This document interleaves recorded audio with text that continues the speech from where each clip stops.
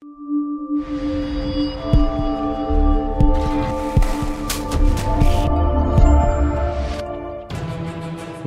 to the Social Propertypreneur Podcast. And here is your host, social media queen, property investor, and entrepreneur, Laura Muse. Hi everybody, Laura Muse here, and today I am joined with the one and only Katy Wilson. Hi everyone. So Katy has helped me over the last 3 months. Yeah. Raise quite a lot of finance through social media, and today I thought, why would you not get it from the horse's mouth of how you guys can do it as well? So, Kate, if you don't know Katy, who are you and what amazing things have you done in property? Hi everyone. So, I've been in property for 2.5 years. I have, in that time, raised over £1.2 million in joint venture finance. I bought a portfolio which is just over £1.1 million for myself, which generates me over 40 grand a year net. I've got a deal packaging business which makes me over 100 grand a year, and I think that's it. That's enough. So Katy's going to share with you guys today how she's started from where she was, how she's got to where she is today, and she's going to give you some top tips of how you can go and do this starting from right now, because that's kind of what I did 3 months ago, and it's working pretty well for me, so we thought we'd share this information. Yeah, doing fantastic, Laura. So Katy, tell us kind of how you got to where you are, what have you implemented, how you raised the finance, yeah, etc. So starting from a standing start, from raising finance specifically, you need to get yourself out there. You need to be raising your profile on. My recommendation is to do it on social media because it's leverage. You can touch hundreds, if not thousands of people. So Facebook, LinkedIn, Instagram works really, really well. And don't worry if you're just starting out and you feel like you've got nothing to post. Just posting anything that proves that you're active in property will get you in the mind space of people that are watching you. And the beauty of it is you don't realise who is watching you. So investors will come out of the woodwork and you don't even realise. So if you're just going on a viewing, take a photo of something in the house, pink bathrooms, flowery carpets, whatever, strange systems like alarm systems and weird stuff, wacky weird stuff, ask questions, download a content calendar, or even just copy what me and Laura are doing on our social media profiles and do something, make it your own. But if you're looking for ideas, do what we did. And your investors will start to come out of the woodwork, basically. I mean, I did it in my first 6 months. I raised basically just under £1 million, and Laura's done it even quicker than me. So, yay! And that will obviously help you to leverage to buy your own portfolio, to do flip deals or whatever it is that you want to do. You can fund your own deals, make more money out of what you're packaging if you specifically are looking to package, and sky's the limit. And on the flip side of that, so we've attracted the investors. What about the properties? Kind of what, because obviously you are renowned for below market value properties. For people out there, what were the steps you took to do that? Where did you go? How did you find them? That type of thing. So, I mean, for me, with my deal packaging business, it's mainly about I have 5 different channels of marketing. So the first one for me is estate agents.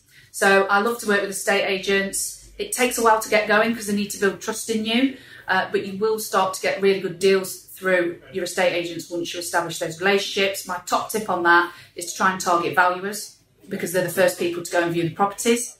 So go and befriend a load of valuers, basically. My second favourite marketing channel is direct mail. Yeah. So we both do direct mail. I send 200 letters a month and we get just over a 10% response rate on that. So we're getting between 20 and 30 odd inquiries a month. And out of that, we'll probably do 1.5 to 2 deals. Then we've also got a website where we do Facebook and Instagram ads, and we get leads through there as well.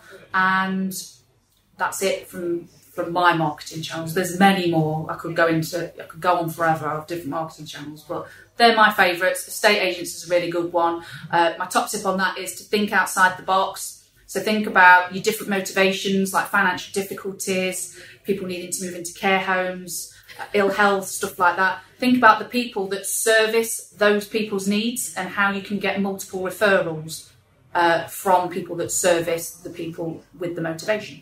And the top tip that you kind of shared with me when I first started, so Katy mentors me on the Deal Packaging Mastermind, was about scraping Rightmove. So got a lot of leads from that for properties that have been on there for 90 days. Yeah. Obviously, they could have fallen through, or they're just not budging, and that's kind of where the vendors seem to be a lot more prepared to drop the price and negotiate, and you can actually get some really good deals from that.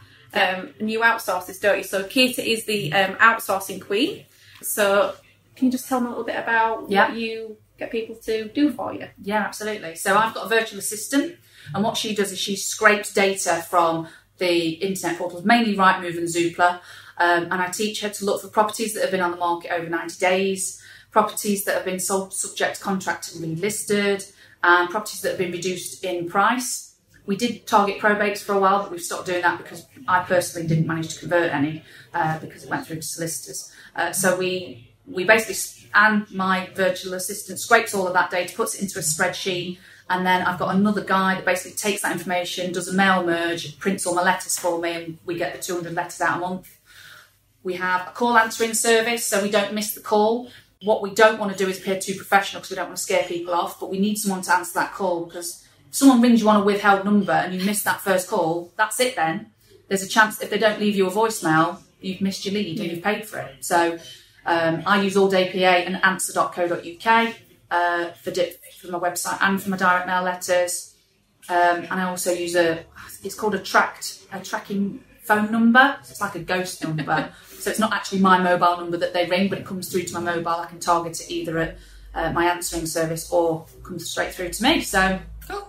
Yeah. So, Katy, for somebody who's just starting their property journey, will you give them 3 action points they should go away and start doing today? Yeah, absolutely.